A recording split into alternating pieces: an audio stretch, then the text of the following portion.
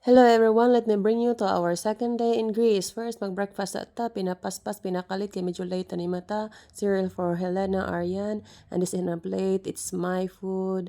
These are daddy's food para mabusog. And right away, we went to the ancient Agora, which is the center of Athenian democracy, the heart of the city's public life in the ancient time. And here we saw an ancient Greek soldier attire called hoplite armor. Gina-explain ni Daddy kung unsa na siyang kahibaw pod ang bata. And of course, we are here in the entrance. Dali rami kayo because Daddy is a scout.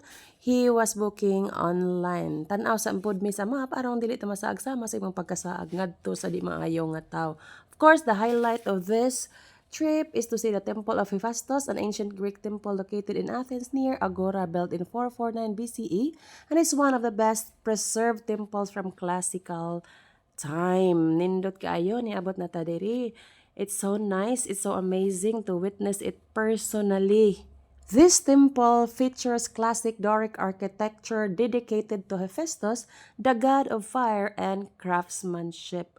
Og niabot na po ang akong God of Laag. So, thank you for treating us this place. So, you can see, daghan kaayo nga mga nagtanaw. Pasensya ko nga akong video kay pasmado manibitay bayat ta sa unan, no? Nindot kaayo ang hard details.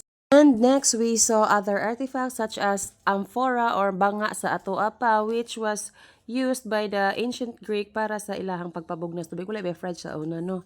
And walking somewhere nga na pwede mga bato-bato pero tungod kay historical siya, it looks so good and amazing to witness kung unsa ang mga nahabilin bali sa history. Example like this is a floor, giunsa nila pag-preserve mo na ilahang floor sa una nga panahon. Look at that. And there are more others nga makaingon ka kadugay, no? Next is on the right side, aning nga part is the prison. So katong mga nakasala sa una diri di ay sila gipang priso. So siguro gamay ra ni siya nga prison kay gamay ra man ang area. Next in here is the Great Drain. So drainage siya pod. And next to this drainage is the house of Simon, who is a shoemaker, who is a friend of Socrates. Next is the Tolos or Skayas, a round building used as a headquarters of the executive committee. Sa ato pa karon mga SB members siguro mga governor.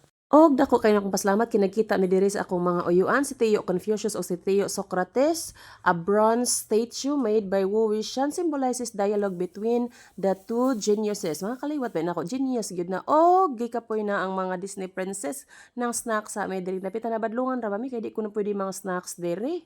After that, nisod na ta sa Agora Museum in Athens, which is inside the Stoa and Talos, a building from ancient times. It shows objects from ancient Agora market place where tools, pottery, and other things makita nimo telling the story of everyday life sa mga ancient Greek. Kini ding puti nga bato is listahan sa mga heroes nga ni-fight during the war against Persians. And so, nisulod na ta sa museum, ang highlight dito ang amphora or banga sa unang panahon og lubnganan nga na-discover nila og naa karon sa museum. Next na tong makita is an ancient Greek election ballot. Hapit na ra ba ang election? Vote wisely. Pilia ang nagmahal sa atong nasod, sa atong lungsod. We proceed to the second floor of the museum. There's not much to see. Mga miniature siya. And look at that. You can see the greatest view ever from the top. After that, nanguli namin ninaog namin ang Disney Princess si Kapoy na pod, sungay na pod. And in our exit, nag-Q&A si Daddy o si Baby para sa mga nakatubag pod. Ako na pod nag-Q&A before mini gawa sa area. Kikipanggutom naman, nangaon na ta, Baby had pork chop with salad and juice and fries. Of course, Daddy had moussaka, a traditional Greek food similar to lasagna. Lami man pod ay siya. Og ako, nag-order ko og fish of the day grilled with lemon, olive oil, pepper, comes with salad. Kaunday, wara ba kay ginikanan diri? And brownies for dessert. Pag uli sa hotel, Helena Aryan was swimming in the pool. Tugnaw kayo, wag yun ko naligo. Kay kinatunan kurog akong wisdom to. At hello sa mga tugnaw og relasyon na diha.